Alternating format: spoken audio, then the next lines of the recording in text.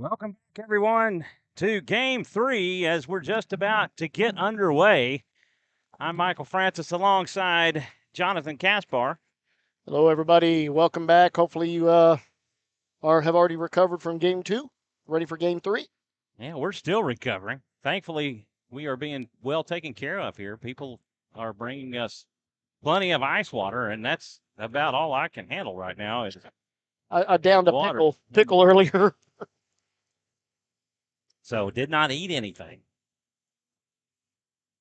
And fortunately, we're perspiring enough that No the potty bathroom's break. not an issue.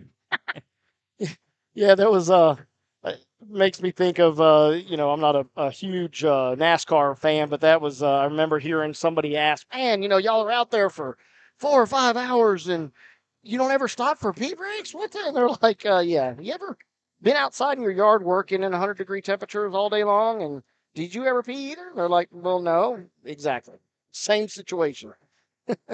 So they're not going to be doing a national anthem or anything like that for Game 3. We're just going right into the game. And so due up for the Raiders in the first, Heinrich, Gonzalez, and Salazar. Defensively for the Cougars, Braden Durst will be on the mound. Robbie Lopez behind the plate. Will Canalicchio at first. Trip Villanueva at second base. Bryce Garza at third. EJ Garcia at short. Evan Janner in left. Isaac Irureta-Goyena in center. And Blake Hollingshead in right field. What a game that was previously as the Raiders won Game 2, forcing a Game 3, much like last year where Raiders won at home and then lost the first game just a year ago today at New Braunfels, and New Braunfels forcing a Game 3 and the Raiders taking Game 3 to advance in the playoffs. Yeah, and unlike our second game, unlike that second game last year, I mean, it was a literal onslaught by New Braunfels in Game 2 where they just dominated from start to finish. Right, yeah. I believe they put up 7 runs in the first inning and really never looked back to run rule us. It was not pretty, but at any rate, here we are a year later and in the same scenario where both teams face elimination. Good evening, everyone, or good afternoon. Now it's evening, I guess. We're looking at 5:15 for a game start. And Rainer Heinrich will make his way to the plate. We got Braden Durst on the bump for New Braunfels, another tall, lanky lefty, but doesn't have that same sort of side-to-side movement that most lefties do. He looks a bit more over the top, and hence we've got both of our lefties in the lineup today for this game. Durst will deal. This one is fouled off for strike one.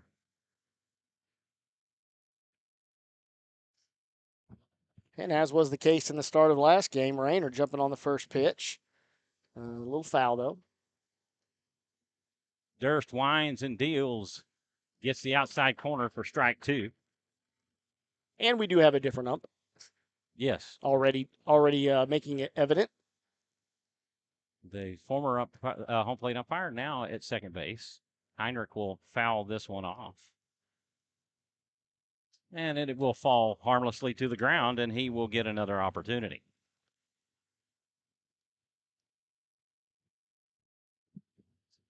The heat definitely taking its toll on everybody today. Yeah, the boys were sitting with those ice water fans blowing all over them sitting in the next door in the softball dugout. The 2-2 from Durst. That is cut on. It is hit up towards second. Villanueva has it to throw to first in time, and that will retire Heinrich for out number one.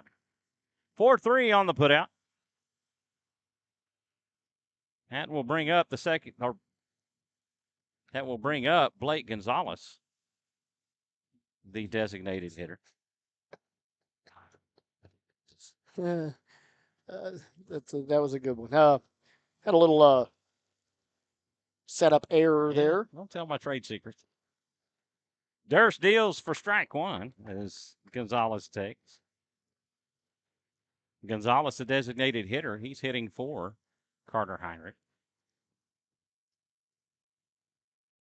Fastball down the middle, and Gonzalez quickly in an 0-2 count. And Durst coming right at him.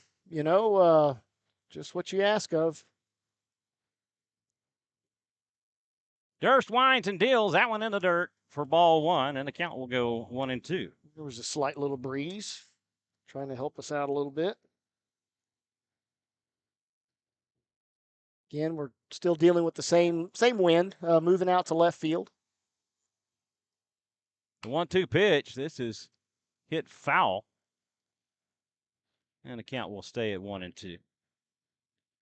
Great play, fielding play by Coach Harris over there in the batter's box, coach's box.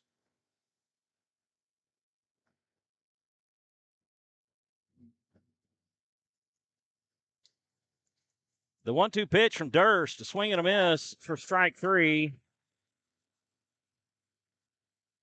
And that will bring up Oscar Salazar.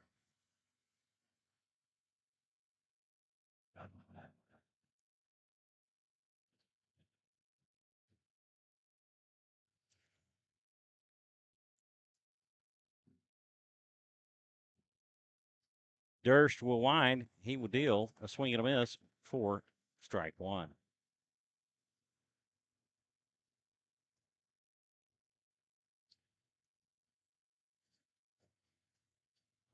The 0-1 pitch. That is check swing and driven to second. Villanueva has it. And that will set the Raiders down in order. We go 1, 2, 3 in the first. On to the bottom we go. We're scoreless here in Canyon. Yeah, just an unfortunate little check swing, made contact with it, and it stayed fair and sort of took him by surprise, Oscar. So he was a little late out of the box and had an easy play. Due up for the Cougars in the first. Hollingshead, Villanueva, and Lopez. Defensively for the Raiders, Salazar on the mound. Heinrich behind the plate. Diaz at first. Rainer Heinrich at second. Mikey Caputo at third. Joe Sparshoe at short. Caden Kaspar in left. Landon Miller in center. And Colin Correjo in right field. So once again, back to our traditional defensive lineup when we see Oscar on the bump. Well, that's why we saw Oscar when he went out. He was 2 for 2 with 2 walks and a single and a double that Coach brought Nathan Miller in to pinch hit for him so he could sit and get rest, knowing that he would most likely use him for game 3. Correct. If available. And so what you would look for is Blake Gonzalez to come in behind Oscar Salazar, if necessary. Right, as we now have back-to-back games for Jack Knight. Again, hasn't thrown a lot, but there's no way he's going to run him out 2 times in the same day. It's just not really good for the arm long-term. And obviously, Coach has got to look towards long-term and towards the second round, although, he's not going to overlook this game that's in front of us right now. Salazar getting his warm-ups as we get ready to go. Don't miss the UIL Baseball State Championship starting Wednesday, June 8th at UFCU Dishwalk Field in Austin, Texas, and the Dell Diamond in Round Rock, Texas.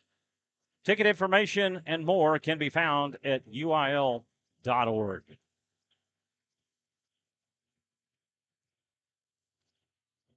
Yeah, and then, similar deal, had a chance to talk to Coach Harris, trying to see what was going on. Was Kaspar hurt or feeling bad, or was the weather getting to him out there and left? But no, there was a situation where because Kaspar was being DH'd for, and Henderson came in, Henderson would not have been able to stay in the lineup, or so would have had to have batted for Kaspar if Kaspar stayed in the lineup. So that's why they manipulated it and moved Colin over so that he could keep the fielder and keep his batting lineup like he wanted. Okay. So that's why they made that move, and that's one of the things you have to do when you're dealing with a DH that is a fielder. Salazar opting to go from the stretch. He will have this one hit to the fence by Hollingshead, and Hollingshead will have a stand-up double on the first pitch. After the leadoff double, now batting number 1, Trent Villanueva. Just like that, jumping on that first pitch and driving it deep off the fence.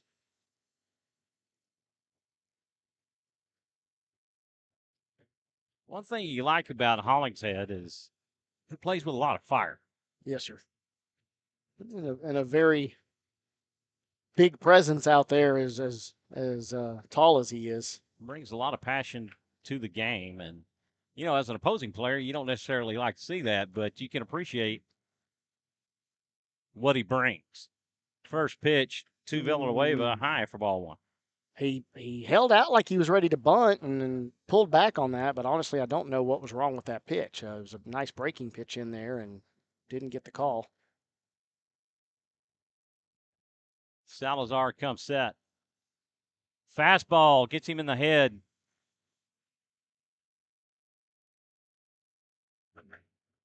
And fortunately, he is okay as he will head down to first.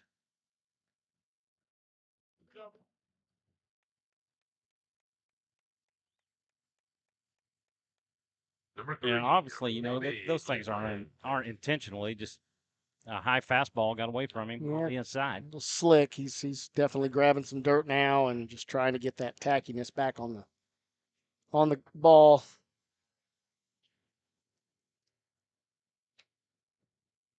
For sure not intentional, and you know. So both teams facing elimination will use every means at their disposal to try to get the win today. So they will use their arsenal, and chains will probably be short on people.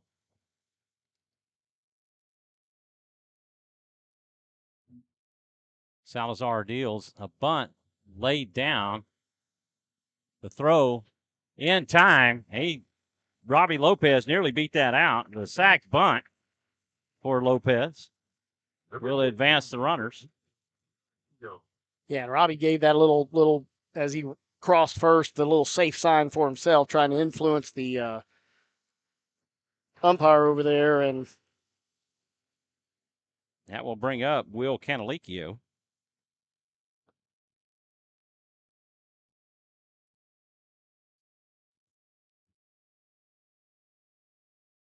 Salazar picks up the sign.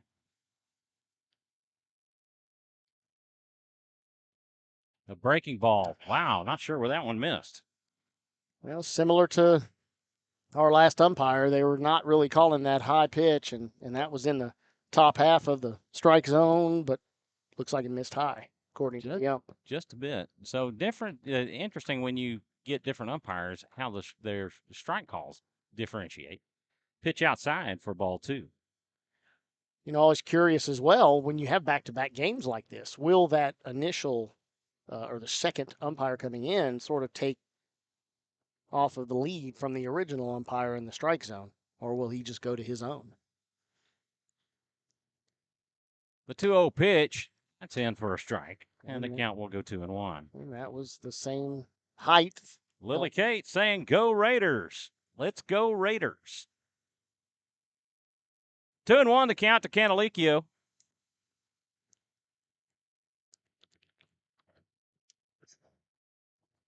The 2-1. That bounces away from Heinrich, and that will score Hollingshead on the wild pitch.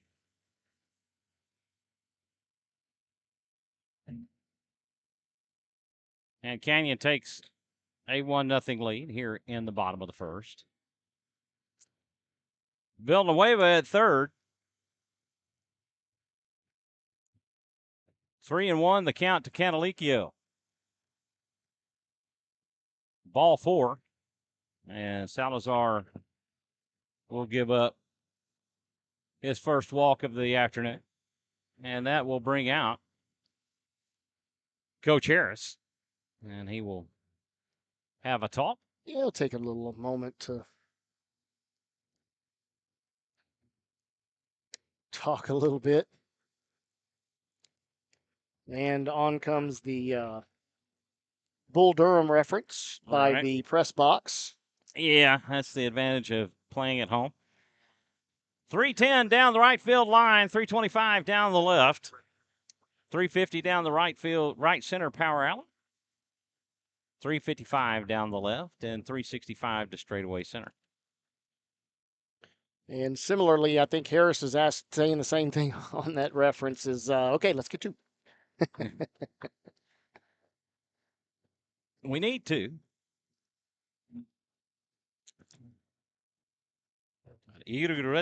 Excuse me. Batting, I think. Now I'm tripping.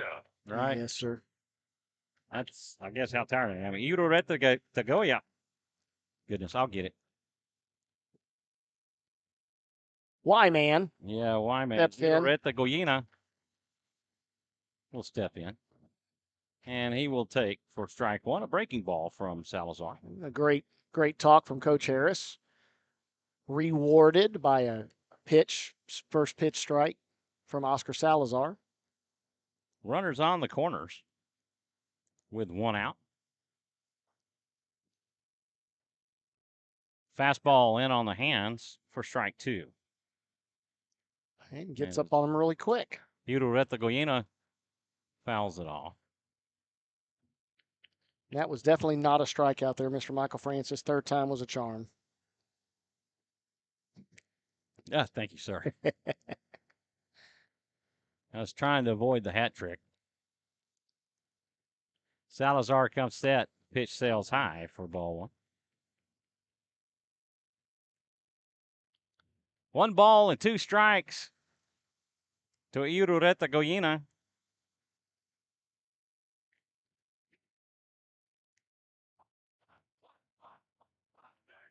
Swing and a miss for strike 3. And that will retire Irureta Goyena for out number 2. All right, now in a really good situation. The left fielder, Evan Janner. That will bring up the ever dangerous Evan Janner.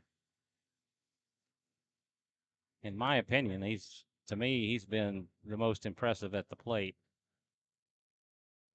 for the Cougars through 2 games.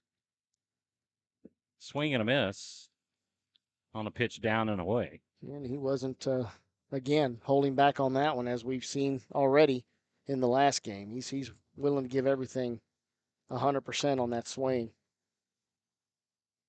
Deb Netton, let's go Raiders. Thank y'all for tuning in and watching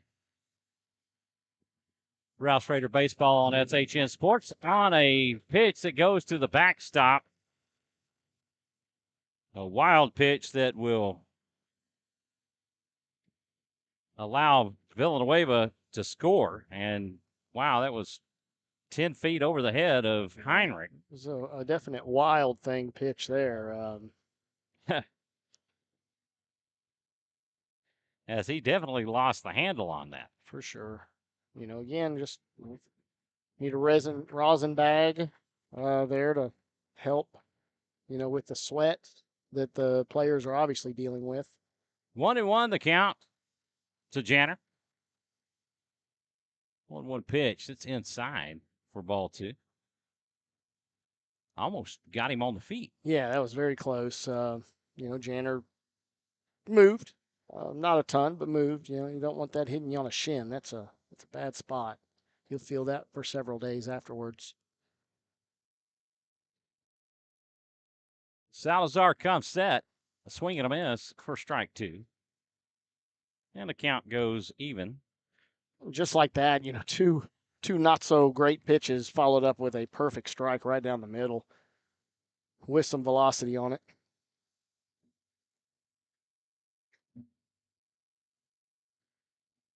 2-2 the count to Janner. 2-2 pitch. That's high and outside for ball 3.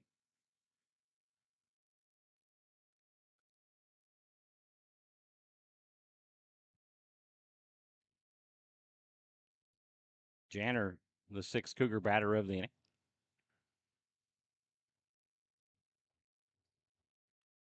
That is hit deep to center. And that is gone. Over straightaway center, a home run for Evan Janner.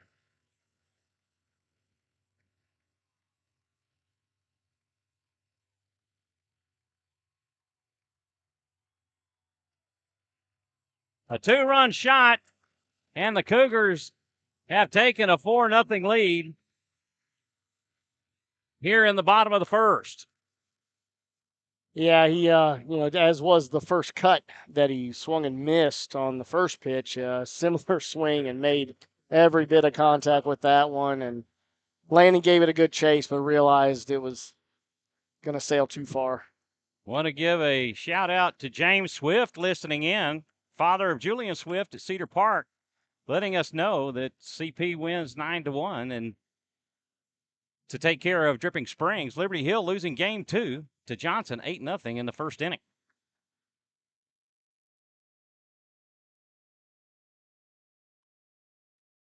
Let's hit down to first from Chandler Banks, and that will do it. One batter too late. Left on base. He's at the top of the second in a 4-0 ball. But the Cougars put 4 on the board on 2 hits.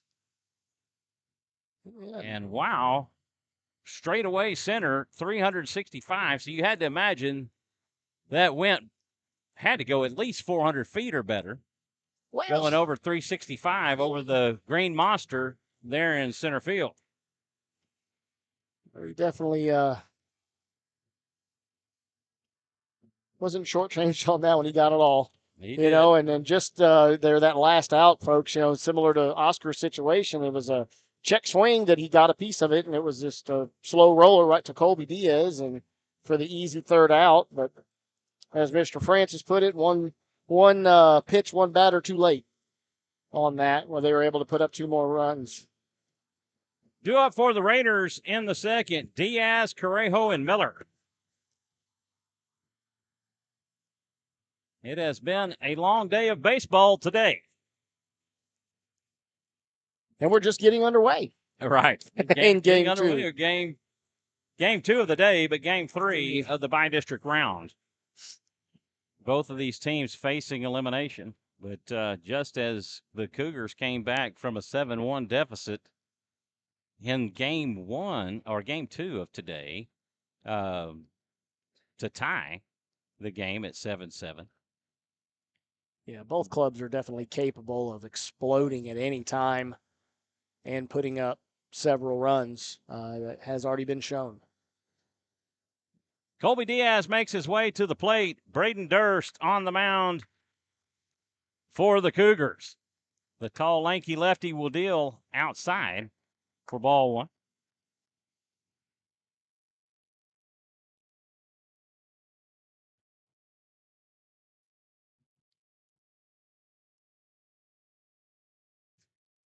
With the 1-0, this is hit to right. Hollingshead will step over about 5 steps, make the catch, and that will do it for Diaz. Yeah, contact on just 2 pitches. And that will bring up Colin Correjo.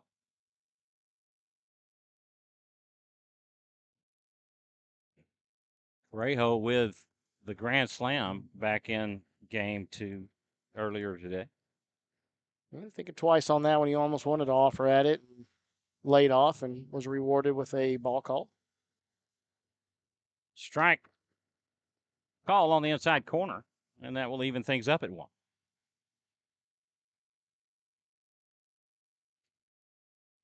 The 1-1 pitch, a swing and a miss for strike 2.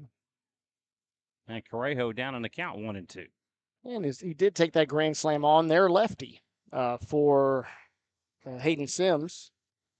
Swing and a miss for strike 3. Durst picks up his second strikeout of the evening. That will bring up Landon Miller.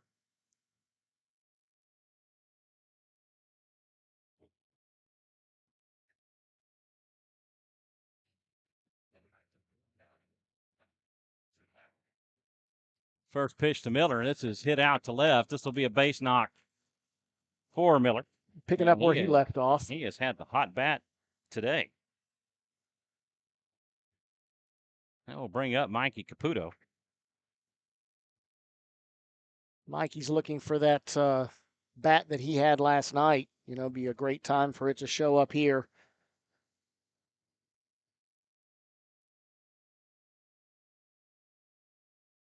Durst from the stretch.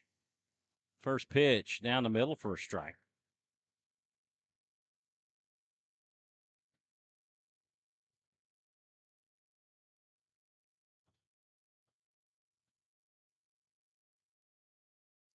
The 0-1, that's in the dirt for ball one. Lopez quickly up. Once again, doing a really good job is Robbie Lopez on keeping that ball in front of him and not really allowing the base runners any freebies. Miller extends his lead at first. The lefty will step off and throw over to first, not in time.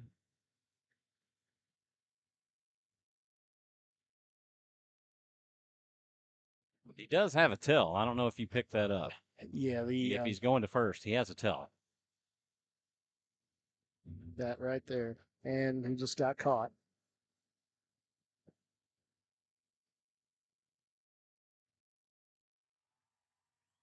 And that'll do it. He gets caught stealing. We're out number 3, and the Raiders get no runs on one hit. They leave no one, and on to the bottom we go. Raiders trail 4-0. A base running mistake by Landon Miller. Yeah, that's just as you were saying. And the tell that I picked up on was the lean. Yep, and he showed it. He showed it again. He gives an extra lean backwards, as if almost to free himself up body-wise to clear and make the throw to first.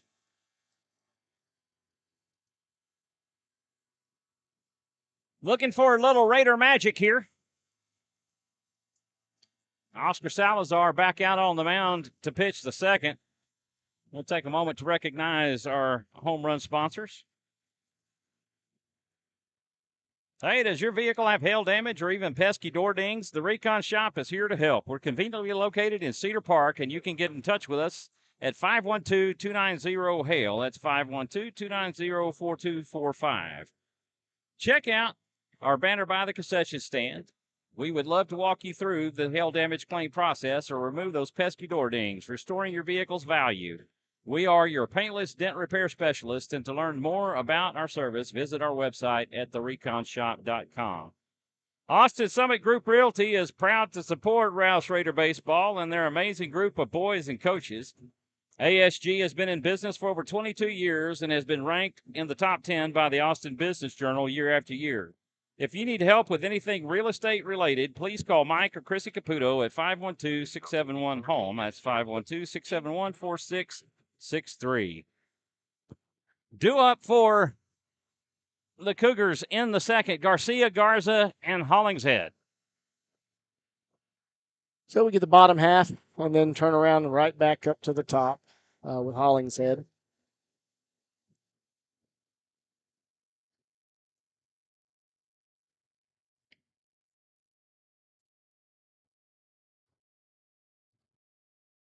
That pitch, a wild pitch for ball one. A lot of movement on that one. Unfortunately, just didn't start it in the right spot to take advantage of that movement. Oh, James letting us know it's top of the fourth, not the first, in game 2 at Liberty Hill. They're already in the top of the fourth. Yeah, already in the top of the fourth, not the first. Yeah, they started an hour after us in their first game today. What great people. James Swift, Julian Swift. Yes. They're good people. For sure. They always have kind words to say about us and about Raider broadcasts, and we appreciate that. Ball 3, the count to Garcia.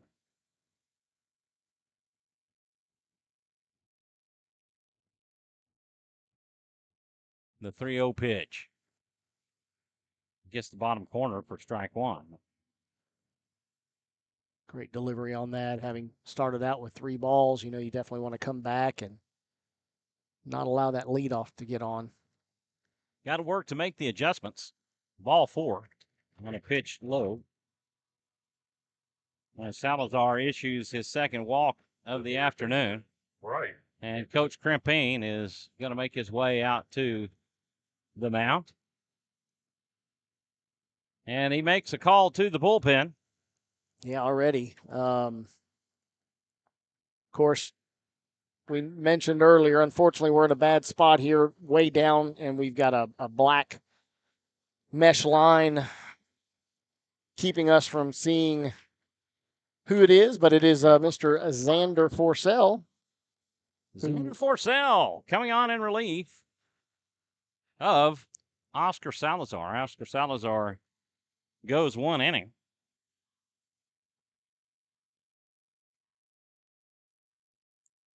Yeah, so we get to see a little Xander behind home plate to finish out the first game today, and now we're getting to get to see him on the opposite end of that, sending it to the catcher, Mr. Carter Heinrich, instead of receiving it.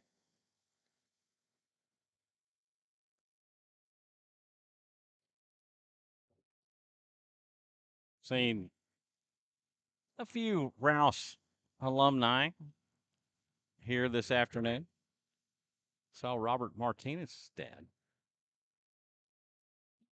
out here. He traveled down here as all his kids are grown and moved on. But oh, they enjoy the game. They really enjoy the game, and when it gets a hold of you, it's hard to stay away. Yeah, that's true. All mine have grown and moved on, and I'm still around. Yes, sir. I'm a Raider lifer.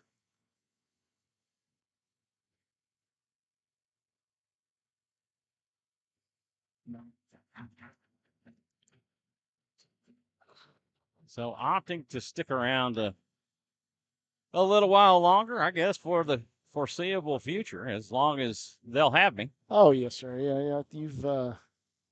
I believe you've secured your spot with this team for many, many years to come. Well, it's been a long relationship, and I hope to continue it.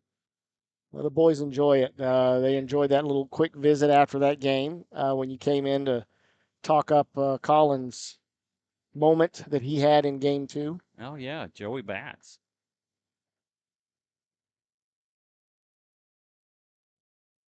Xander Forcell on in relief of Oscar Salazar. He will face Bryce Garcia for the first time.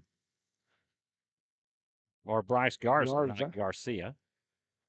He takes for a ball. And he shows bunt and lays off. And again, he shows bunt. The 1-0, that's low for ball 2. And showing bunt seemingly to be effective for the pitchers to throw downhill. Right.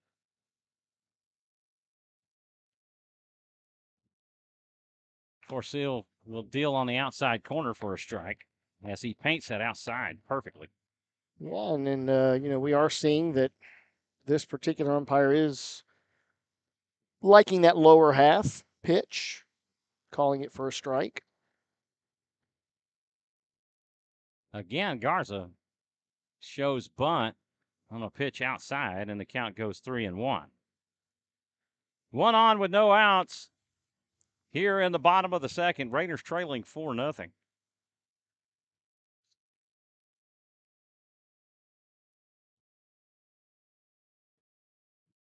Pitch down the middle for a strike. And he was still running up the line. He did commit to it. He called it a strike. Called it immediately and had to say it twice because evidently the batter didn't hear it the first time. It wasn't a punch out, so it isn't like you say commit to it. He committed. He showed strike, indicated clearly. Guess maybe they didn't think it was loud enough. I guess not. The payoff pitch, swing and a miss for strike 3. As Forsell Blake. changes it up as he pitched downhill, he goes high. Yes, that was very nice. And gets Garza to chase. Very effective on that, changing the eye level. Did a really good job.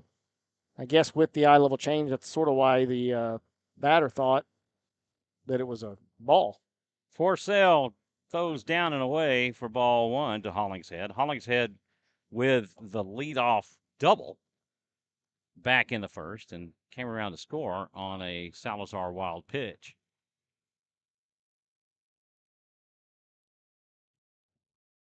Garcia gets back in time.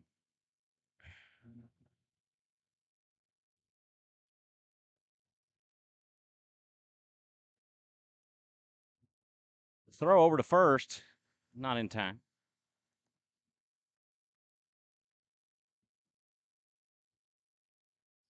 Cedar Park and Georgetown have both advanced to the second round with victories over Dripping Springs and Alamo Heights. Rouse and Liberty Hill, Buda Johnson and Canyon facing elimination in game 3s. Pitch on the outside corner for a strike.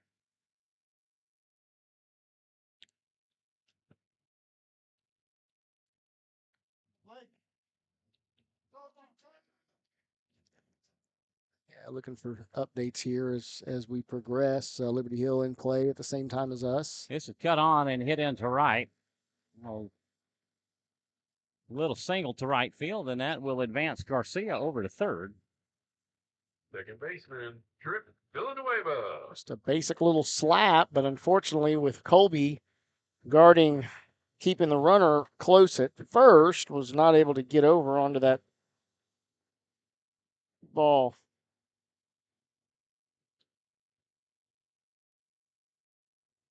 Forsell toes in on the rubber with runners on the corners and 1 out here in the bottom of the second.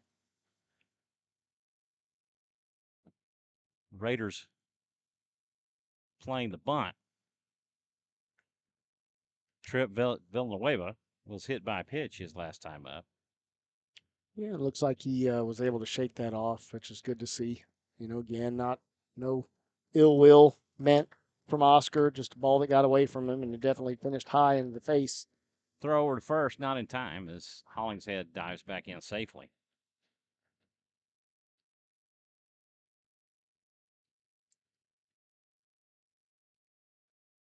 Villanueva shows bunt. He lays off. He takes for ball 2.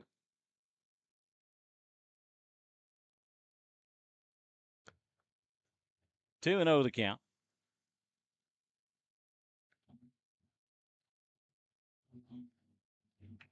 Forsell deals inside for ball 3.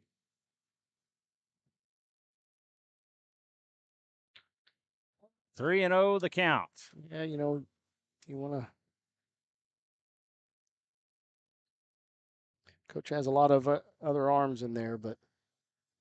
Fastball down the middle, just up out of the zone. Yeah.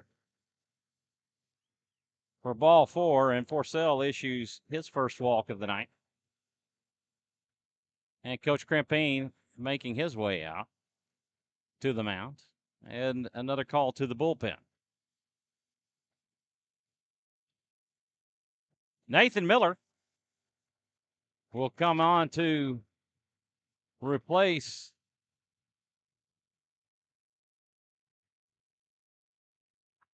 Carter Heinrich behind the plate. Blake Gonzalez will come on in relief of Xander Forsell, who goes 1/3 of an inning. He faces 2 batters.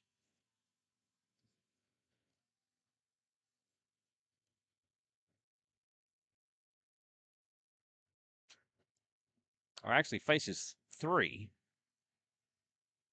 Struck out Garza.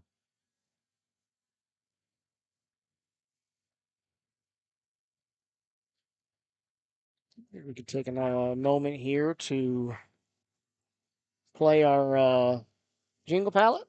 Yep, any one of those you want to play. Probably a 30-second spot, one that says 30 on it. A game without a crowd is just a scrimmage. A performance without an audience is just a rehearsal.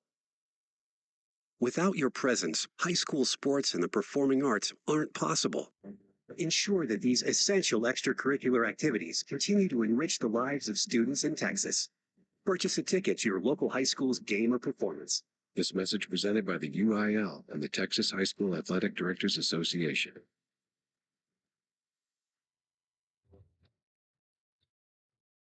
Gonzalez getting his warm-ups in. Bases loaded with Cougars at the moment, with only one out. And Robbie Lopez coming to the plate. Lopez with a sacrifice bunt earlier to move the runners to second and third.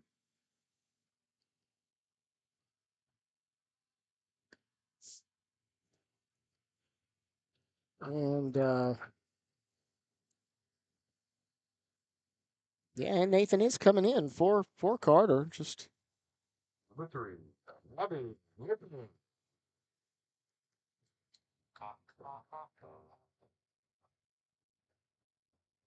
Robbie Lopez makes his way to the plate. I guess they're checking substitutions, making sure everybody's on the lineup or on the roster, with Nathan Miller coming in behind the plate. The junior Blake Gonzalez will toe in on the rubber. and obviously Coach Crimpine here is looking for strikes. Let's put pitch to contact. Let's get some ground balls. Pitch down and away for ball one. Now, it takes a little time to get your rhythm, and coming into a jam, bases loaded jam,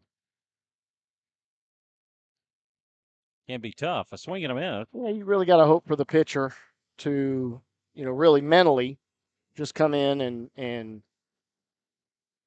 block that out. One of my favorite lines in a movie: "Clear the mechanism." For the love of the game with Kevin Costner. The 1-1 pitch, that's low for ball two.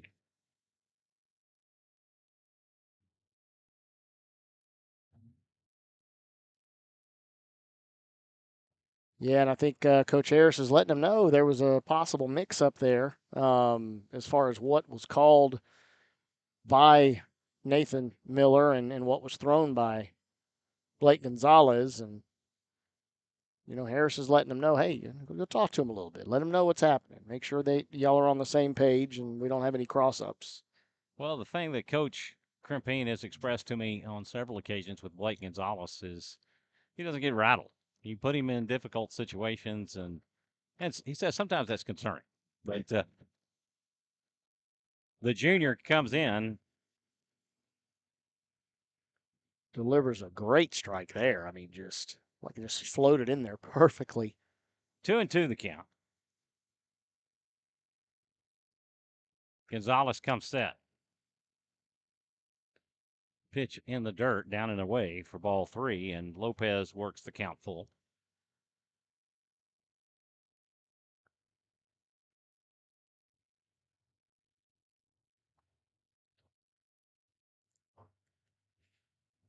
Gonzalez taking a long look in as Miller gives the sign. Payoff pitch in for strike three as Lopez had nowhere to go. All the bases. Yeah, he thought twice, taking off for first. Like, yeah, nope, it's occupied. Doesn't work. Number 22. 2 away for Canalicchio.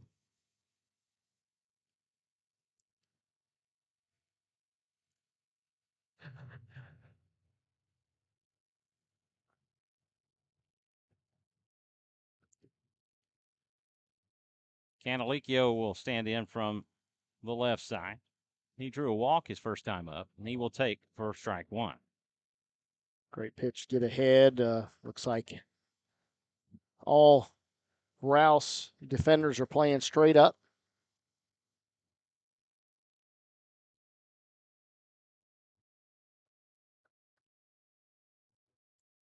Got a little chant from the Canyon guys, and definitely some delay there on trying to get that sign. Cantalicchio calls time and will step out. If you remember back in the second, the first base umpire did not like Rouse chanting, and so he let them know if they continue to do so, he's going to start calling players or ejecting players starting at the top of the lineup. Yeah, and I think it was more so. Obviously, we don't know what they were saying. We're not hearing that over here. I know previously they had the ball chant, when they were having a hard time throwing strikes. Canyon was, and got to 8 balls in a row. He didn't correct them during that, which is directed at the pitcher of the other team. And pitch and for strike 3 call. Cantalicchio caught looking. Wow, what a great job from Blake Gonzalez right there, folks. It can't enough be said about coming in that situation and throwing strikes and keeping these guys off balance and getting out of the inning, without allowing another run. Raiders get out of a bases loaded jam where they were already down 4-0. And thankfully, Blake Gonzalez and Xander Forcell able to get strikeouts as they struck out 3 in that inning combined. They get no runs on 1 hit, and they leave them loaded. On to the third we go. Rouse trailing Canyon by 4-0.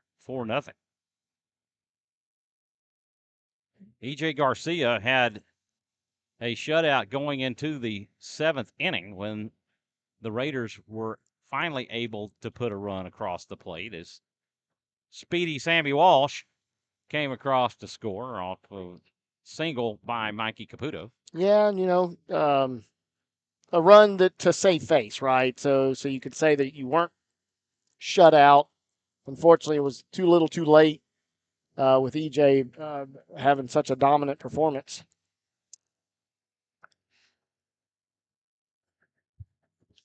And now, again, we've been very effective. Has Braden Durst through the first 2 innings.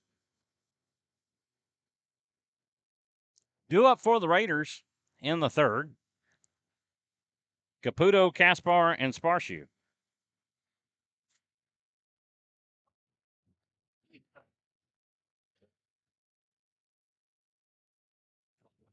It'll be interesting to see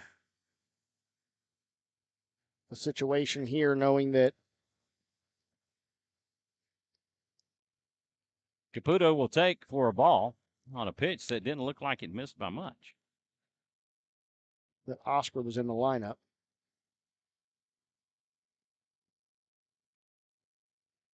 This is popped up and playable. An infield fly. Trip Villanueva will make the catch to retire Caputo for out number 1.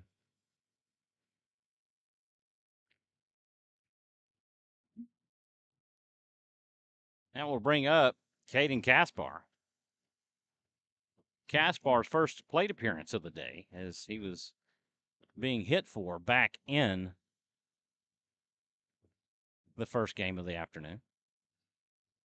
Breaking ball gets the corner for strike 1. Yeah, he's excited to get in there and try to help the team out.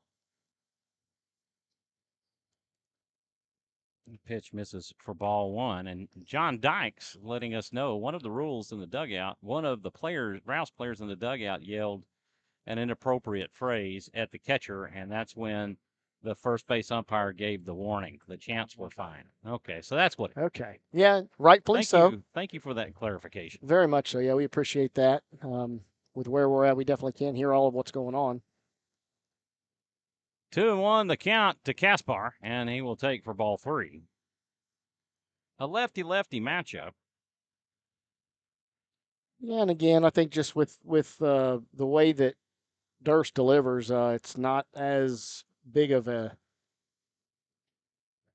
Pitch in for strike 2, and the count goes full. previous guys had a lot of sidearm movement, which is very difficult for a lefty batter. Pitch down and away for ball 4, and Kaspar is aboard, and he represents the first Raider base runner of the afternoon. I'm sorry, second one. Landon Miller was on previously and was picked off. And Casper's very dangerous base runner, and so we like to see that, getting somebody on, and Joe, again, pick up where he left off in the last game and see if he can bring him around. Little Shotty will come to the plate. Joe Sparshoe, he takes for ball 1.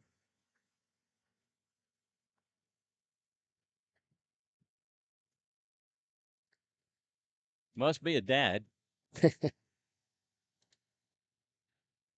Breaking ball in for strike, and the count will even at 1.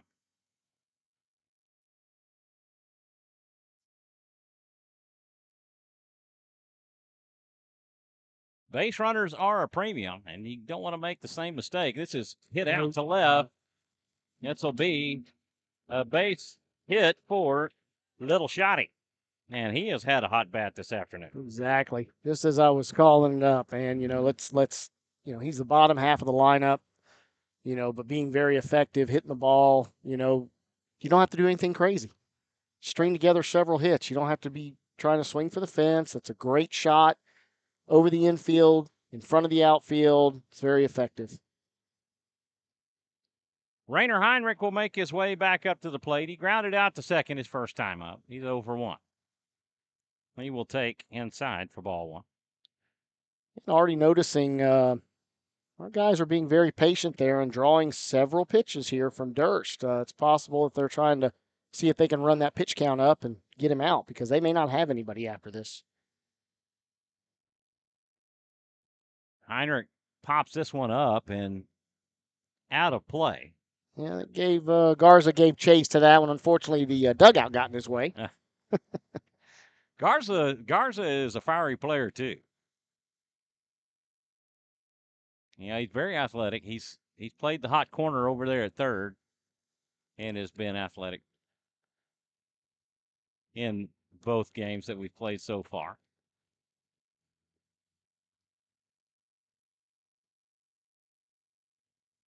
Yeah, it's interesting. You see him start at third. 1-1 pitch misses high and outside for. He gets pulled, goes to pitcher, and then comes back in at third.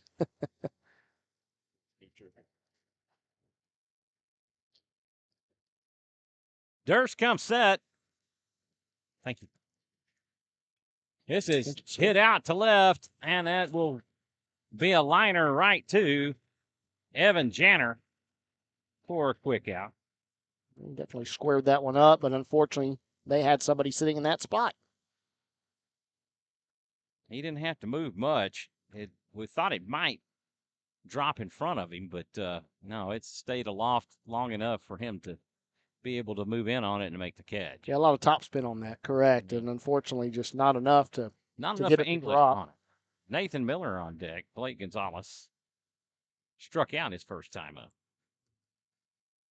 Gonzalez will call time and step out and reset.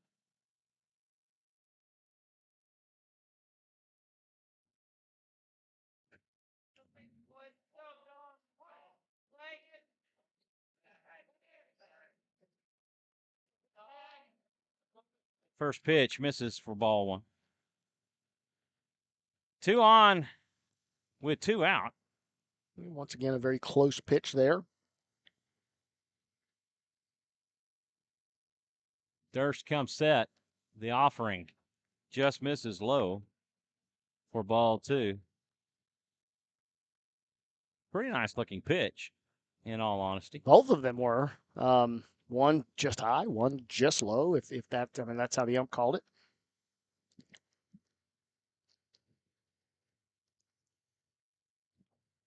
This one hit foul and out of play. That strike 1. Right down the pipe, and he sent it for a ride, but as was Carter's last game, just a long strike.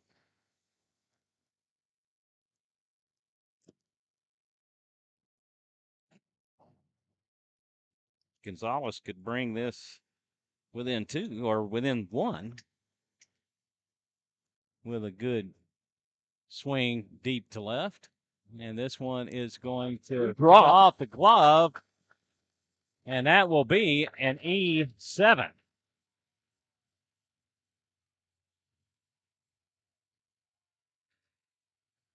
Raiders put a run across on the error by Janner. Difficult to see from our angle, and I'm assuming you were able to see that. Everybody converged, and I couldn't tell, was it off the glove or did it just drop? No, it was off the edge of his glove. Okay. He overran it just a little bit. Gotcha. Yeah, it was just in that no man's land where your third base, shortstop, and left fielder all converge, and nobody was able to come up with it. That will bring up Nathan Miller. Miller's one appearance back in game 2 was a single to left. And again, Oscar was hitting for himself. This is hit into left. This will be a base hit for Miller, and that will score Sparshoe.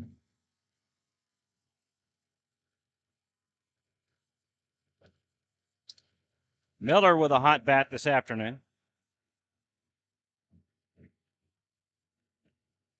Jumping on that first pitch, and as a result of him at catcher, we're going to see our first Sam Walsh sighting as the courtesy runner for our catcher, Nathan Miller. And up comes Colby Diaz. Colby Diaz will come to the plate, and he could put the Raiders in the lead with one swing of the bat.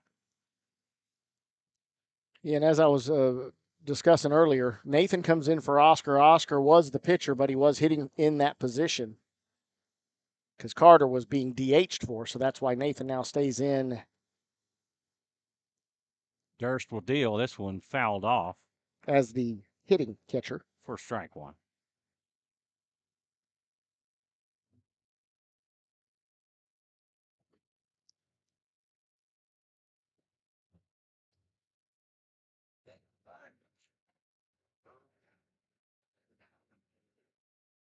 Durst taking a little more time between his pitches. This is chopped on. It's a high. Could be trouble. Chopper. The throw to first will be in time. And that will do it. Villanueva with a throw to first. 4-3 on the putout of Diaz to end the Raider third. But they get 2 runs on 2 hits. They leave 2, and on to the bottom we go. Raiders trailing by 2. 4-2 to the Canyon Cougars. Due up for the Cougars in the third. Irurete, Goyena, Janner, and Banks.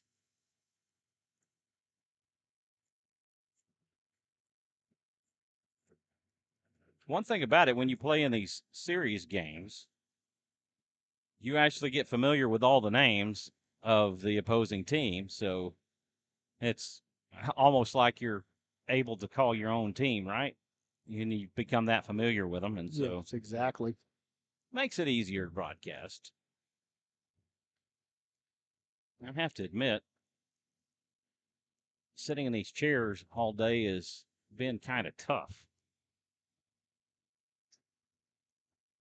Yeah, and I'm not sitting, but that's being tough on my knee right now, where I will go ahead and take a load off.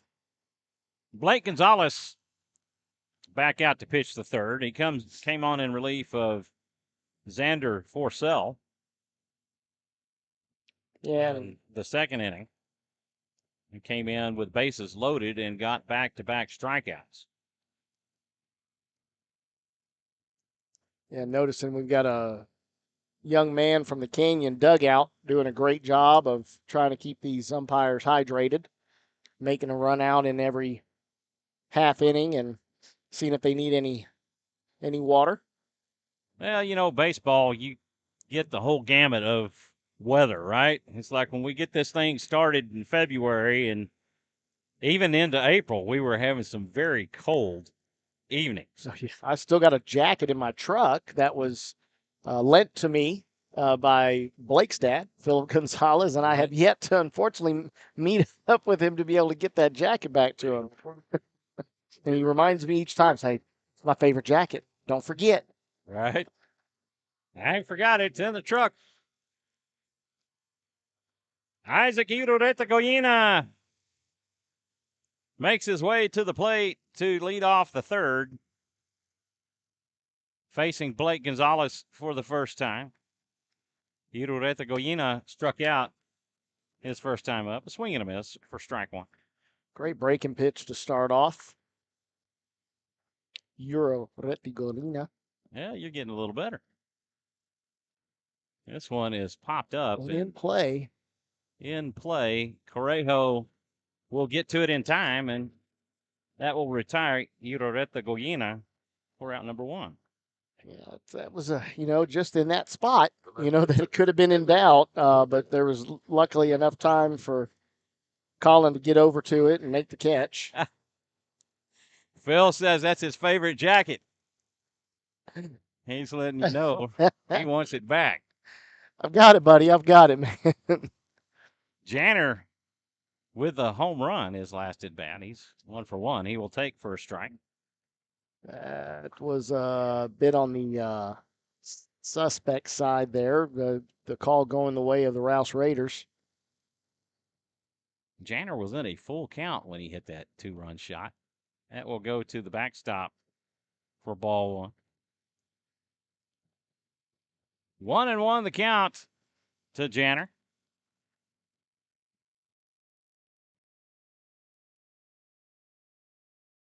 Gonzalez has the sign. He winds and deals. Swing and a miss as Janner chases the high cheese. Very high, again, that change in the sight line. And, he was salivating, I believe, on that one as well, thinking, here we go. I'm going back-to-back home runs. Breaking ball misses low for ball two, and that will even it up. So Blake's doing a really good job of changing things up. Again, top to bottom, inside and out. It's what makes him so effective. The 2-2 pitch. Inside for ball three, and again, Janner finds himself down in the count. Or not down in the count, but works into a full count.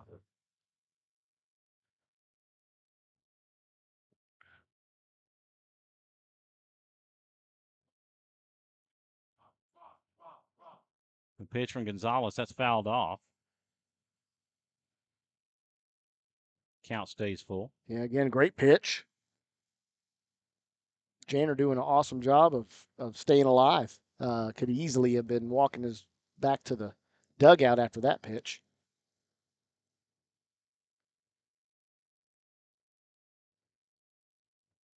Swing and a miss. Foul tip. He called that. See, I never. He did. He tipped it. He did. He tipped it. I could actually hear that one. Even with the headset on, I can hear that tip. I couldn't see it. It looks like a swing and a miss from my vantage point. So, and all too frequently, it ends up that way where the umpire shows the foul tip. And we'll bring up Chandler Banks. Banks will swing on a breaking pitch. Oh, That went a foot in the plate. Yeah, that spiked hard at the end and drew a big swing. 0-1 to count to Banks. That is fouled back, and Banks down in the count 0-2.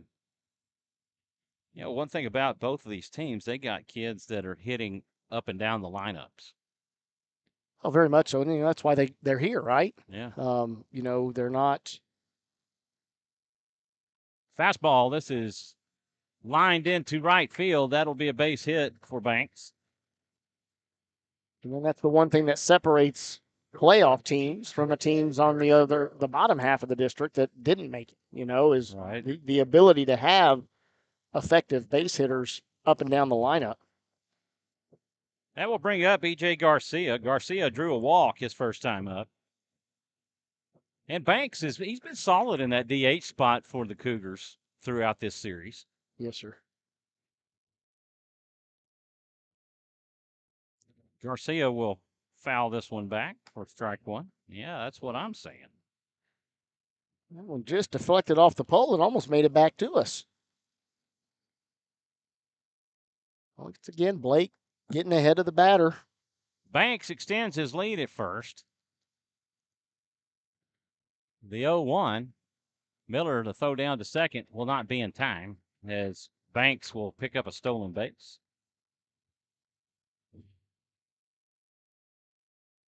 That pitch missed for ball one, and that will make it an even count at 1. Yeah, Nathan Miller did a great job. Stopped the ball. Unfortunately, wasn't able to field it cleanly, even though Janner was breaking for second, and he still was able to put a good throw down there and make it close.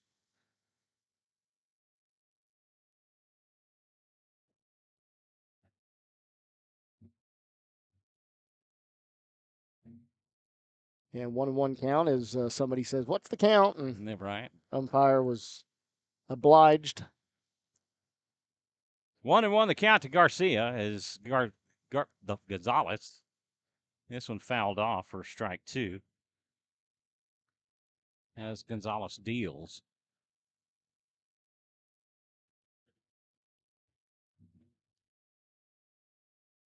1-2 the count to Garcia.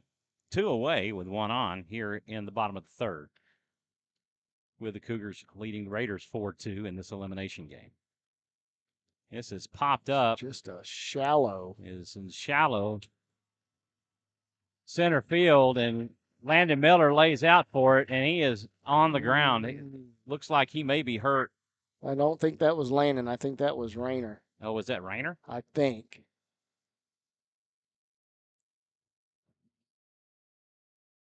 Can't tell. He is hurt. Raider training staff making their way.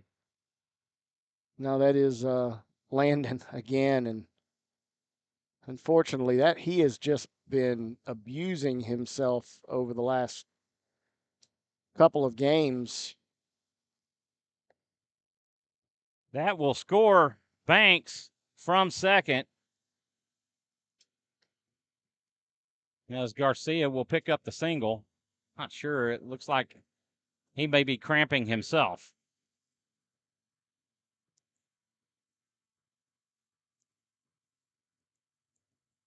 Yeah, it's just Janner moving on contact with 2 outs, doing what he needs to do in the situation if they are able to get a ball to drop. And again, that was just a very well placed dink, off the end of the bat, and didn't stay high enough for Landon to be able to get underneath it. But he gave every effort he could to try to come up with that ball.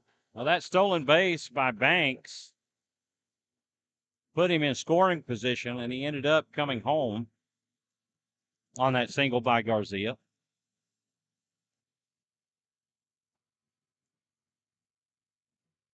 Miller going to stay in. He's still kind of clutching at his side a little bit. Yeah, they gave him a miracle pack, it seems like, and he downed that real fast. So there'll be a lot of electrolytes there, concentrated them out. That or back to the old pickle juice.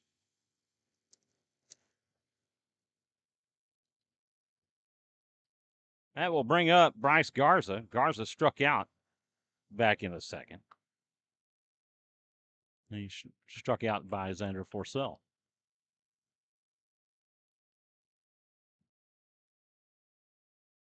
Gonzalez deals outside for ball 1.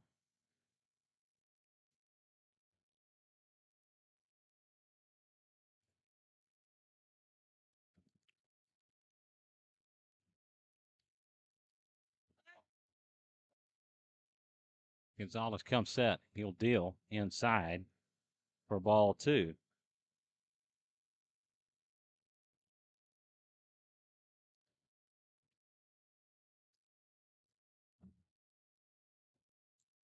Garcia extends his lead at first. Gonzalez comes set. Takes a little glance. He'll deal a strike on the outside corner for strike 1. That'll take count 2-1.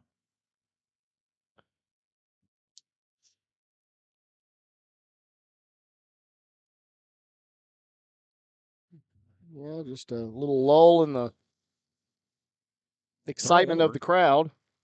Throw over, not in time, as Garcia gets back safely.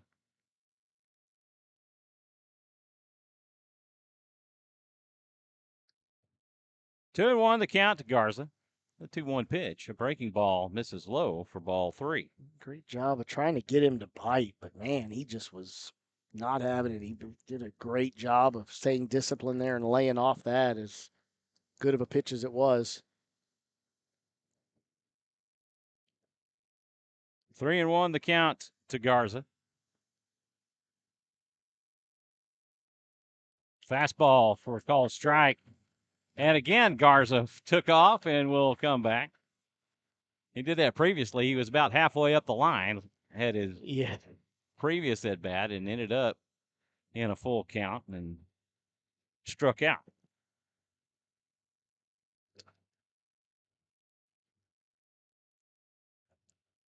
Gonzalez will step off and reset. Toes in on the rubber. Takes a look at Garcia over at first. He comes set. The 3-2. This is cut on and hit out to right. Colin Correjo underneath it. And that will do it. F9 on the putout of Garza to end the inning. But they get one run on 2 hits. They leave one. And on to the 4th we go. A 5-2 lead by the Cougars for Braden Durst as he makes his way back out. We want to take this opportunity to recognize one of our other sponsors, Brows by Hattie. Hey, ladies, get your brows done with Brows and Such by Hattie. Semi-permanent makeup applied to perfection. Get the shape you've always wanted and keep it. Save time in applying your brows, eyeliner, and lip blush. Wake up every day looking fantastic. Check out Brows and Such by Hattie on Facebook and Instagram and book an appointment today. Call or text 512-817-3493. Thank you so much for your sponsorship of Rouse Raider Baseball.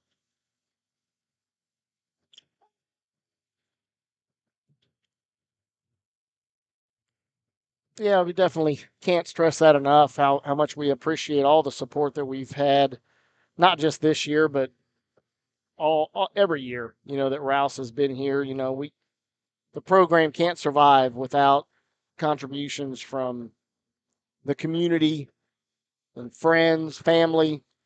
It's greatly appreciated. Due up for the Raiders, Correjo, Miller, and Caputo.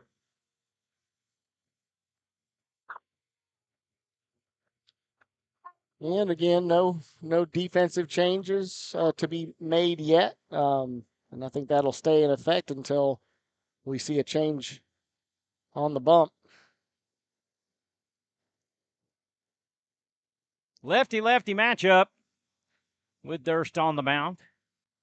And Correjo will hit this one out to left. Evan Janner underneath it. And one pitch, one out.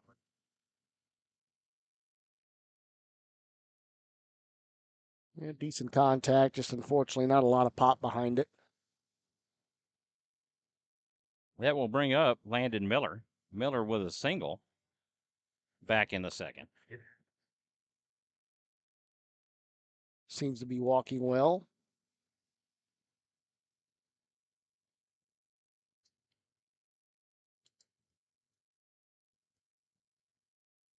Durst from the windup. He will deal. This is chopped on and hit foul. Interesting shift that I'm noticing on the defense. The second baseman's playing literally straight up behind the bag and is leaving a massive open. Oh, now they've put a full shift on, and he is now on the left field side of second base. Swing and a foul tip for strike 2. And interesting seeing that kind of a shift at the high school level, right? Yeah, and I've seen Landon go opposite field many a times. And he'll foul this one back out of play. And the count stays 0-2. And the little gamesmanship there between Mikey Caputo and number 15, Preston Wilder, trying to get to that foul ball. The 0-2. This is hit out towards center. Ureta Goyina in on it will make the catch, and that will do it for Miller. Warning track power on that one. It was a towering fly ball that actually got him all the way to the center field fence. That will bring up Mikey Caputo. Caputo popped up to Villanueva at second base. Breaking ball in for a strike.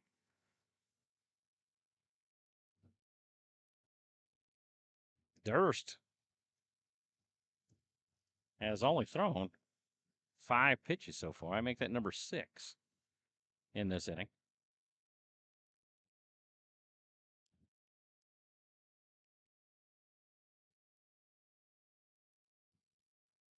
The 1-1 pitch just misses outside for ball 2. That was a very close pitch there.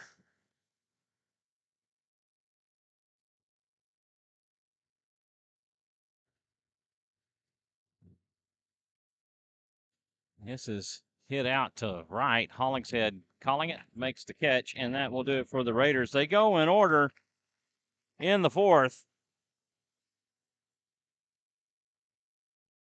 as they spread them throughout the outfield.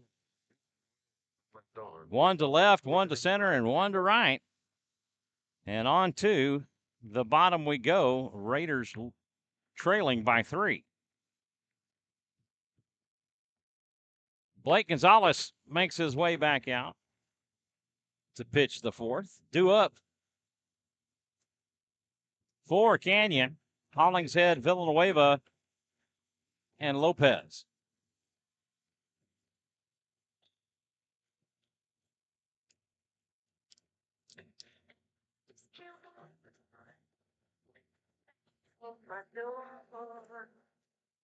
Gonzalez getting his warm-ups in. We want to thank everybody for tuning in and watching Rouse Raider Baseball on SHN Sports. And hopefully the Raiders can extend their playoff run. But they've got some work to do if they're going to do it.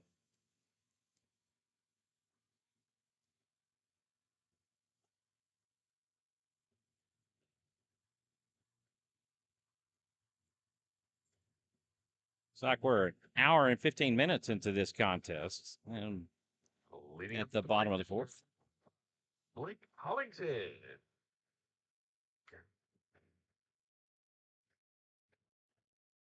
Hollingshead is 2 for 2 with a single and a double.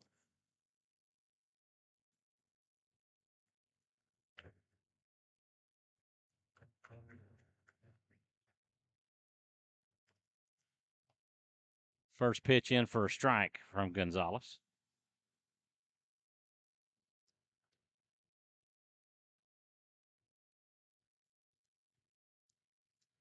It's the Blake versus Blake show. This is cut on and hit over to second. Heinrich has it. Throw to first.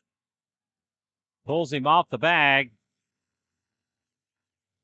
And Hollingshead will beat it out as he reaches on the error. That will be an E4 on Rainer Heinrich. A rare error made by him, which gets the leadoff on board. That will bring up Trip Villanueva. He is 0 for 0 on the afternoon. He has been hit by a pitch and walk.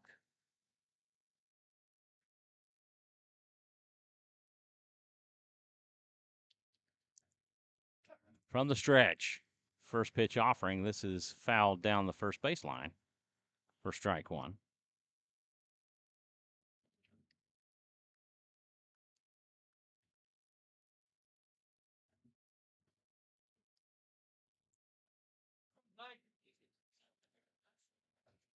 One on with no outs for Villanueva.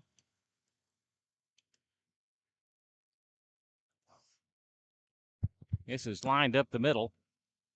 Sparshu has it. Throw to first in time. 6-3. That hit was deep in the hole to short. And that will move Hollingshead over. The catcher, Robbie Lopez. As good as a bunt, and that will bring up Robbie Lopez. Lopez has sack bunted and struck out. A definite bang play there for little Shoddy, but was able to make it count.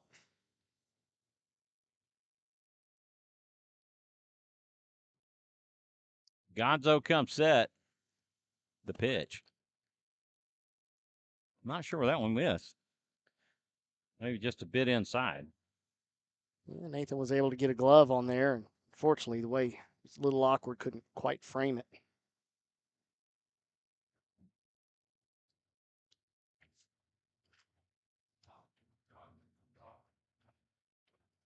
Lopez will call time and step out.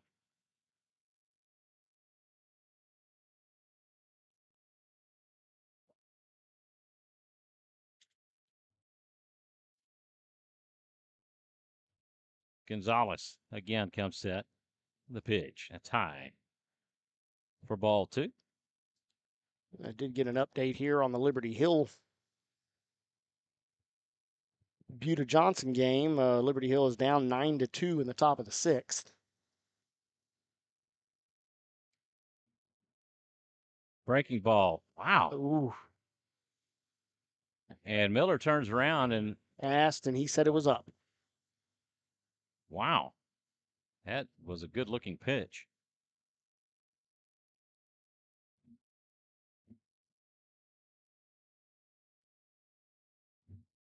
Fastball down the middle for a called strike.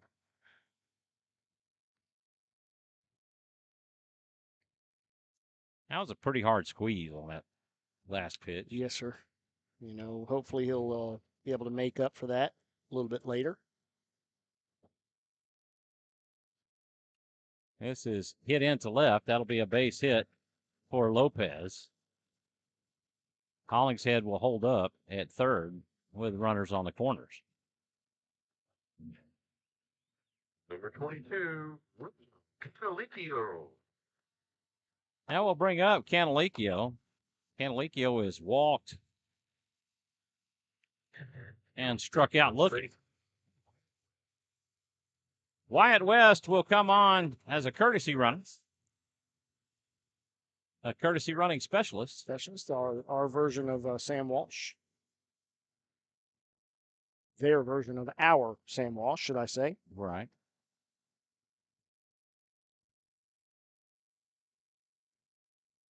Ah, a little breeze. That felt pretty good. Gonzalez deals high, and Miller feigns a throw to second as Lopez or West will steal a base. Yeah, but hesitantly, he was really hoping to draw the throw, and is the way it looked like. First pitch to Canalicchio in for a strike. The breeze is definitely appreciated. Flags on the back of the stands here are definitely waving pretty stoutly.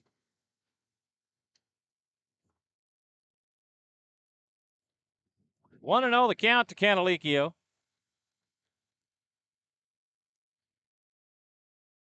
Gonzalez deals. That one in on the hands. It's popped up and out of play. And Canalicchio down in the count 0-2. I guess someone in the stands. No, that was actually the ball actually bounced perfectly off the top of the net back in play. Oh, wow. And old Y-Man over there made a one-handed grab and then did the mic drop with the ball. The 0-2 pitch is cut on and hit into right. That'll be a base hit. That will score Hollingshead. West will hold up at third.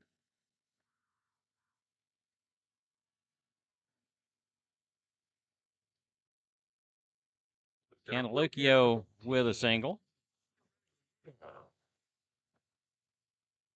Isaac Ureta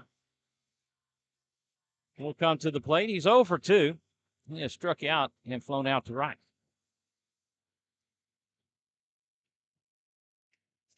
Yeah, they definitely are squaring things up here on Blake, and hopefully we can see a little change up with him and start getting on top of these batters again like he was earlier.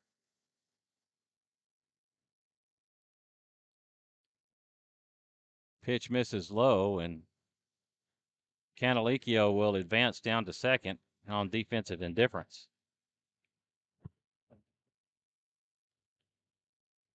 Raiders trailing by 4.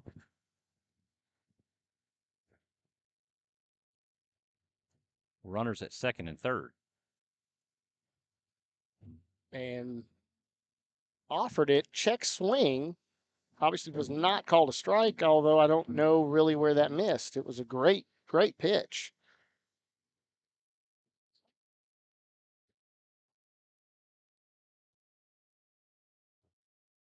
And fans chirping at each other.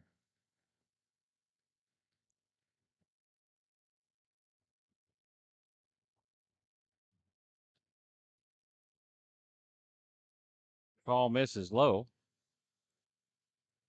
2-0 the count to Ureta.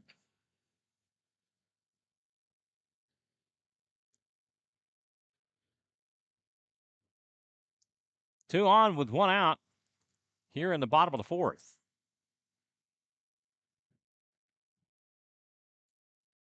Fastball down the middle for a called strike, and that'll take the count 2-1. All right, Blake trying to climb back into this one.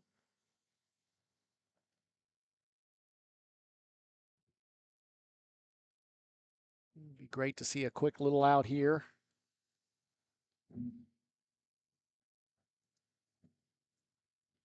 The 1-2. This is hit foul. And that will even the count up at 2.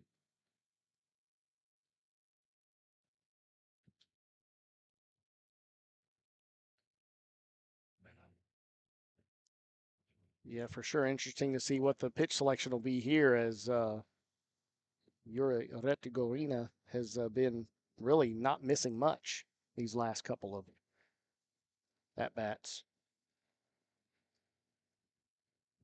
Gonzalez comes set. The 2-2 pitch. That is cut on and hit over the fence. That is gone. A 3-run home run for Isaac Ureta.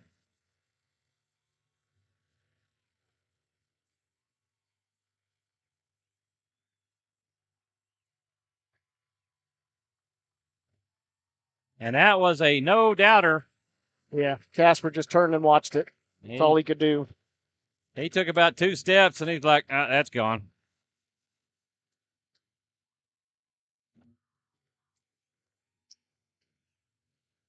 And Canyon extends their lead over the Raiders 9-2.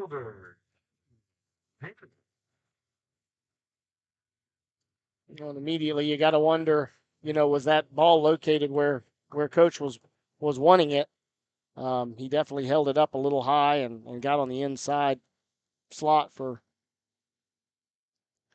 Evan Janner makes his way. He's already hit a dinger in this contest. And he will hit this one out to right. That'll be a base hit to extend the inning. And I think Coach has now seen enough.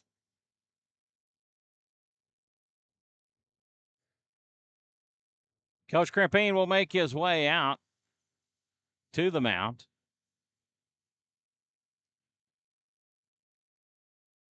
That'll probably be it for Blake Gonzalez, and it is. And straight over to Mike Caputo. Hand it to Caputo, and Gonzalez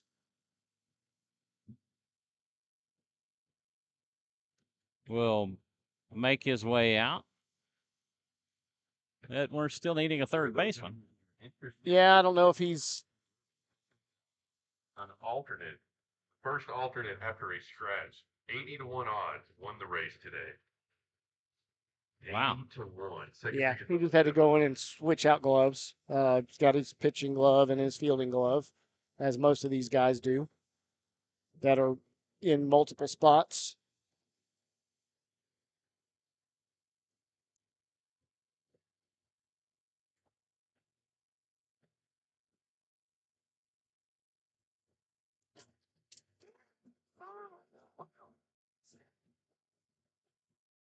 And Mikey's definitely one that doesn't get rattled either and can really fill up the strike zone when he's on.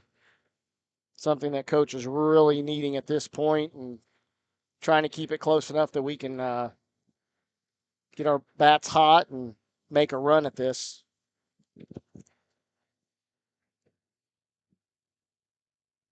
Still a lot of game left to be played.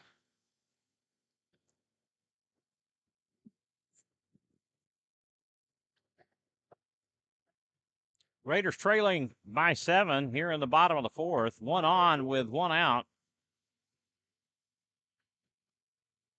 Irureta Goyina with a 3-run blast to left.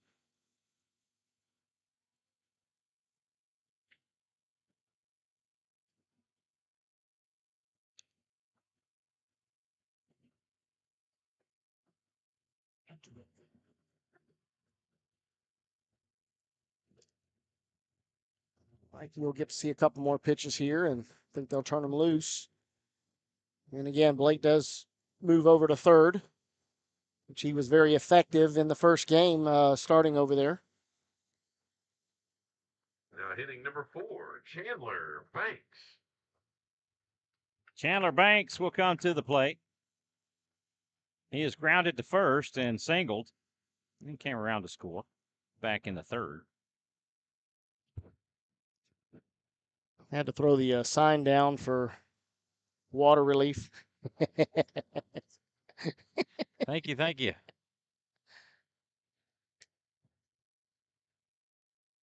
Breaking ball misses low for ball 1.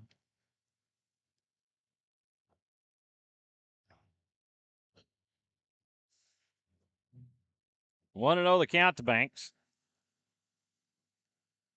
Pudo deals. Foul. The hit and run was on. Yeah, a little late attempt at that, and almost like he thought twice of whether he was going to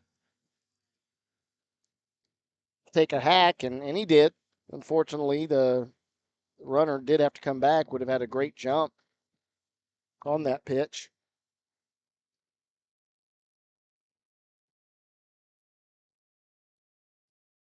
One and one the count. This one hit out to left center. That will drop in for a base hit.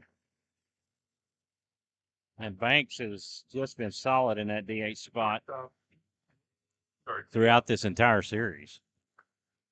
Yeah, he hasn't missed much, that's for sure. And, again, they're just doing what they need to do. And, a bag at a time, a hit at a time, not trying to do too much. And it's being very effective right now. That will bring up E.J. Garcia. Garcia has walked and singled. Pudo from the stretch. Fastball outside for ball 1.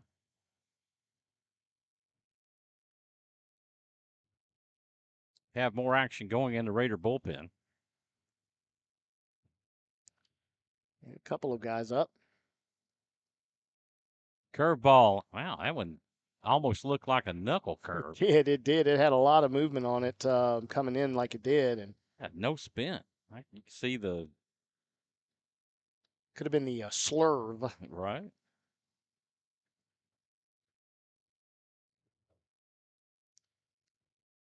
The 1-1. The breaking ball in for strike 2. And once again, a lot of movement on that, and it's not where the ball ends, it's where it crosses, and it definitely crossed and caught a lot of that plate, drawing the strike call from the home plate umpire. 1-2 the count to Garcia. 1-2 pitch. That is rolled down to third. Gonzalez will step on the bag to get the force at third. Yeah, unfortunately, too slow of a ball to be able to turn 2 on that one. As the third baseman, Bryce Garza. EJ Garcia was quick up the line, and obviously the break that Banks had, getting the second was not going to draw a throw from Blake there either. But, we'll definitely take the lead runner, as is the best situation there, and get to 2 outs. Runners at first and second with 2 outs for Bryce Garza. Breaking ball just misses outside. Yeah, trying to draw the ball in, Nathan did, trying to frame it and get the strike call. Unfortunately, the ump wasn't biting on that one.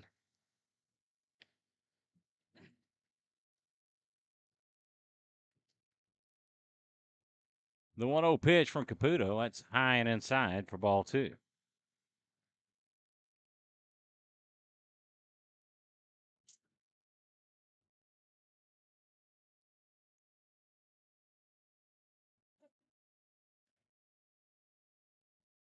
Two 2-0 the count to Garza.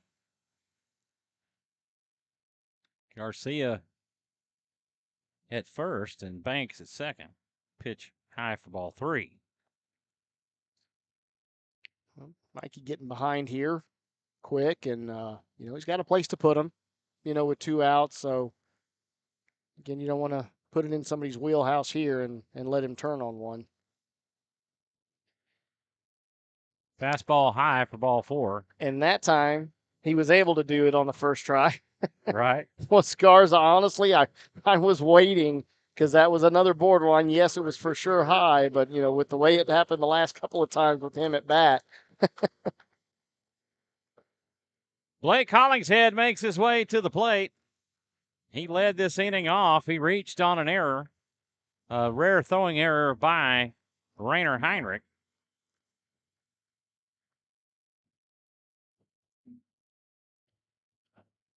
Caputo deals outside for ball 1.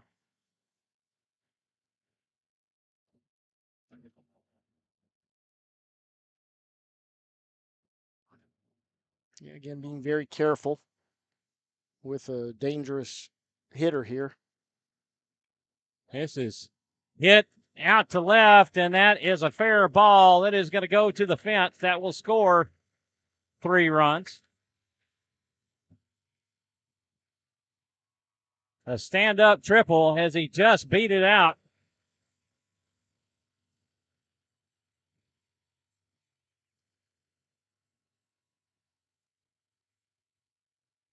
The second baseman, Trent Villanueva.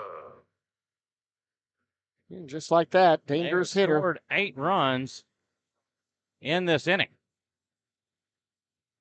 And that will bring up Trent Villanueva, and he has been dangerous in that number 2 hole.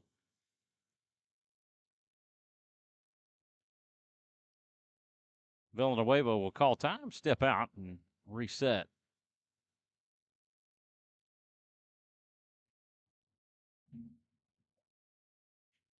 Depending on what the Raiders will be able to do, pitch in for a strike.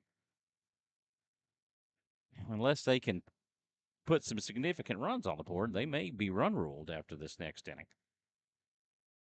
Pitch in for a strike. Another strike. 2 great pitches there. And Villanueva down in the count 0-2.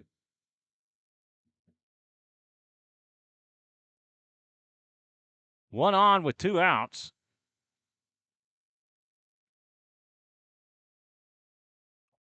That is chopped on and played by Gonzalez. The throw to first in time. And that will do it. 5-3 on the putout of Villanueva. But they get 7 hits, 1 error, 1 left on base. We'll go to the 5th inning in a 12-2 ball game.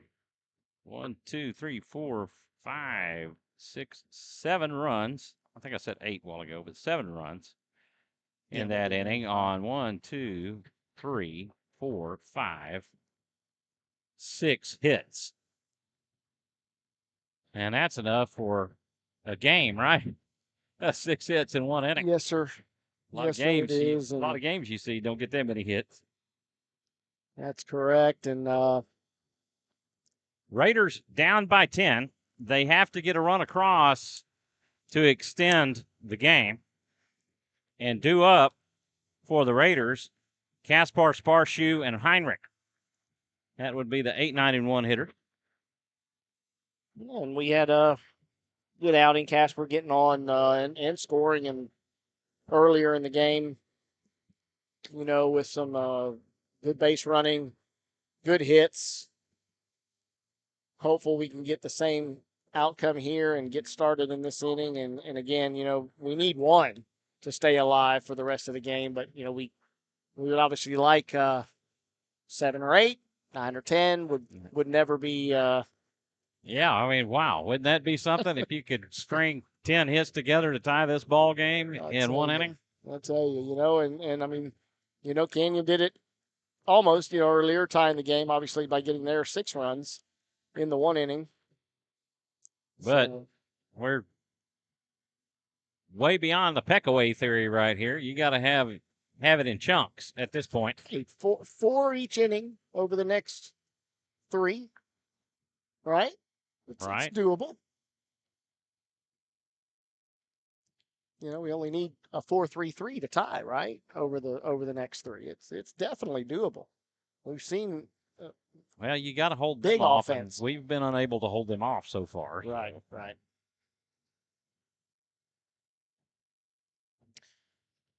Kaspar coming out hacking.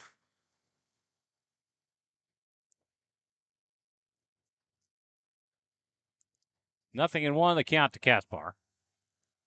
He will take for ball 1, and that will even things up. Sorry, folks. The rest of my stuff didn't reset. Pitch in for strike 2 call. The low breaking ball gets a call. Of course, that low pitch there draws a chant from one of the moms in the. He gets underneath this one and pops it up to center. Iureta on it and makes the catch, and that will do it for Kaspar for out number 1. And that will bring up little Shotty. Shotty's had the hot bat. Yeah, we can definitely use that hot bat to stay alive here and get something started.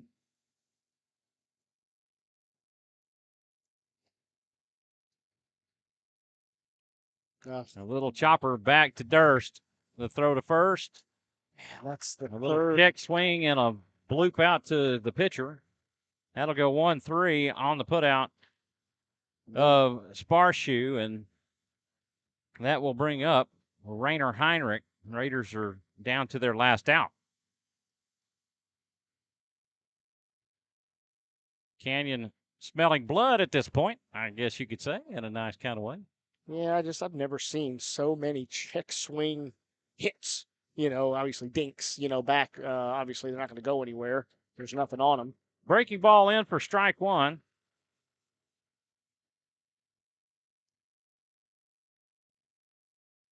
Nothing in 1, the count to Heinrich.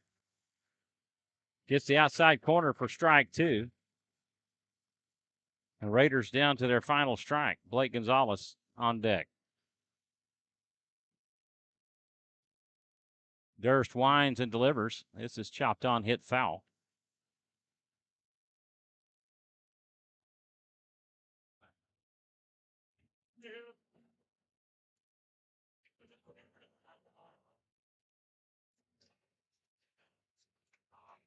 Nothing in 2, the count to Heinrich. The 0-2 pitch. That is popped up and hit out to the shortstop, and he's called off, and it's caught by Evan Janner, and that's the ball game, and the Canyon Cougars will advance to the next round of the playoffs as they defeat the Rouse Raiders 12-2 in Game 3 of this bi-district series. The Raiders fought back in Game 2 and were able to force the Game 3, but unfortunately couldn't string together any hits in Game 3 to keep it going. The pitching in Game 3 was... Thank y'all for coming, please. It wasn't what it was. It was enough to keep him off balance. I mean, he didn't overpower him, but he definitely worked a great part of the strike zone, was able to keep the batters off balance. And obviously, as I said, with the check swing, hits, he's keeping them engaged as a batter, but they're just not able to square up anything. Right. A disappointing loss, and the guys will have to bounce back and start thinking about next year at this point. But what a season it has been for these guys and for us. It has been a pleasure bringing you Rouse Raider baseball. We always hate to see it end, especially this early in the playoffs, but Unfortunately, that's a part of it. Fortunately, we don't get to have Steve here. I don't know. Have unfortunately never got a update on how the Wharton Junior College series went, if they were still alive or not in their playoff run. But he's missed today, and I thank you for allowing me to stand in for him and be a part of this broadcast. I've really enjoyed it, and hopefully everybody at home has enjoyed it as much as I have. You bet. And you hate to say goodbye to all your friends and family and the fans and friends that we've made online. Grandma Shoddy, all of the Walshes. Y'all have been friends of ours throughout the season, and we really enjoy that. And so I'm going to miss y'all, and it's been fun. George. Yes, sir. Valdemar. All of you, Aunt Carrie. It's been great having you along with us.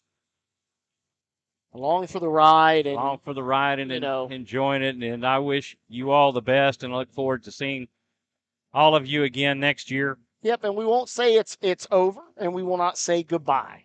All right. We will say until we meet again. Until we meet again. And we thank you all for tuning in and watching Rouse Raider Baseball on SHN Sports. To all the fans for Canyon that tuned in to watch, thank you for tuning in to watch and letting us entertain you with some high school baseball by these two fine programs. Congratulations, our tip of the cap to the Canyon Cougars as they advance to face either Burbank or McCollum in the area round, and we wish you all the best and hope you do well. I know that I can also throw an update in there. Liberty Hill did also lose their game this evening. Johnson. To Buda Johnson, 9-4. And their actual same pitcher that pitched the first game of today started the second game today because he had not hit his pitch count. Wow, how about that? Yes, sir. Interesting information. How about that? And to our seniors, guys, we're going to miss y'all. Thank you for what you've done for us this season. Colby Diaz, Sam Walsh, Barrett Jordan, Caden Crow, Sam Alvarez, Carter Heinrich. Thank you all so much for the fun baseball that y'all brought to us. Love and appreciate y'all. I'm going to miss y'all. And we'll see y'all. We wish y'all well. Goodbye, everyone. Goodbye, everybody. And we will see y'all again. Have a great Thank you for watching Rouse Raider Baseball on SHN Sports. I'm Michael Francis. He's Jonathan Kaspar. Until next time, my friends. Good night. Until next time.